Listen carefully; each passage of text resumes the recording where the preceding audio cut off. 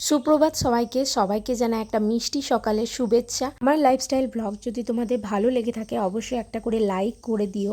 আর হ্যাঁ, চ্যানেলে যদি নতুন থাকো তাহলে অবশ্যই সাবস্ক্রাইব করতে একদম ভুলো না।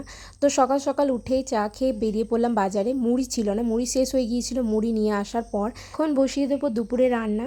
তো দুপুরে মেনুতে আজকে করব আলু আর টমেটো দিয়ে একটা তরকারি আর পটল ভাজা তার সঙ্গে। তো আজকে যে আলুর তরকারিটা হবে সেটা কিন্তু খুবই দারুণ একটা স্পাইসি ধরনের হবে। তো এখন প্রিয়াঙ্কা রান্না করছে। পটল ভাজা করে নেওয়ার পর আমি একে একে মশলাগুলোকে প্যাকেট থেকে বার করে নেব। আমরা ভেবে দেখলাম একঘেয়েমি আলুর তরকারি খাওয়ার থেকে একটা নতুন ধরনের রেসিপি ট্রাই করা যাক। তো প্রথমেই একটা বাটিতে হলুদ, জিরে গুঁড়ো, ধনে গুঁড়ো আর লঙ্কার গুঁড়ো আর তার সঙ্গে একটু পরিমাণ লবণ মিশিয়ে তাতে জল দিয়ে ভালোভাবে মিক্স করে নেব। তারপর সেদ্ধ করে রাখা আলুটাকে ভালোভাবে ভেজে নেব। তার সঙ্গে এই যে মশলাটা করেছি সেটা হচ্ছে প্রথমে গরম তেল করে তাতে শুকনো লঙ্কা, পাঁচফোড়ন দিয়ে ভালোভাবে নাড়তে হবে। তারপর কোচানো পেঁয়াজ, কাঁচা লঙ্কা, পেঁয়াজটাকে লাল লাল করে ভেজে নেওয়ার পর তাতে দিয়ে দেবো কোচানো টমেটো আর তার সঙ্গে একটু পরিমাণ লবণ আর হলুদ দিয়ে ভালোভাবে মশলাটাকে তৈরি করব। তারপরে দিয়ে দেবো আমরা যে মশলাটা বানিয়েছিলাম জিরে ধনে গুঁড়ো দিয়ে, সেটা দিয়ে দেবো। তারপর সেদ্ধ বা ভেজে রাখা যে আলুটা সেটা তার মধ্যে দিয়ে ভালোভাবে কষে নিতে হবে। তারপর পরিমাণ মতো একটু জল দিয়ে এবার আমি সেদ্ধ হতে দেবো। তারপর সেদ্ধ হয়ে গেলে যখন তরকারিটা ফুটে আসবে তখন গরম মশলা দিয়ে নামিয়ে দেব তরকারিটা।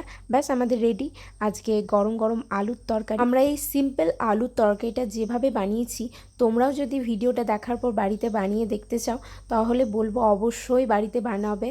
খুবই সুন্দর খেতে হয়েছিল, যেমন কালার তার সঙ্গে স্বাদও অসাধারণ। আমরা দুপুরের লাঞ্চটা সেরে নেবো। ভাত আছে আর এইদিকে আছে আমাদের স্পেশাল আলুর তরকারি আর পটল ভাজা আর ডিম ভাজা।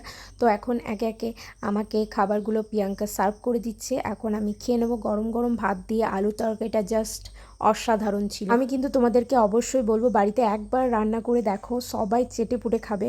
তো এখন আমরা খাওয়া দাওয়া করে বেরিয়ে পড়লাম। দুপুরে ডিউটি আছে আজ আমাদের। প্রথমেই আমরা অ্যাটেন্ডেন্স দিয়ে দিলাম, তারপরে আমরা দুজনে চলে গেলাম আমাদের ওয়ার্ডে। আমাদের একই ওয়ার্ডে দুজনে ডিউটি পড়েছে। তো প্রথমেই আমরা রেডি হয়ে নেব, তারপরে চলে যাব আমরা ওয়ার্ডে।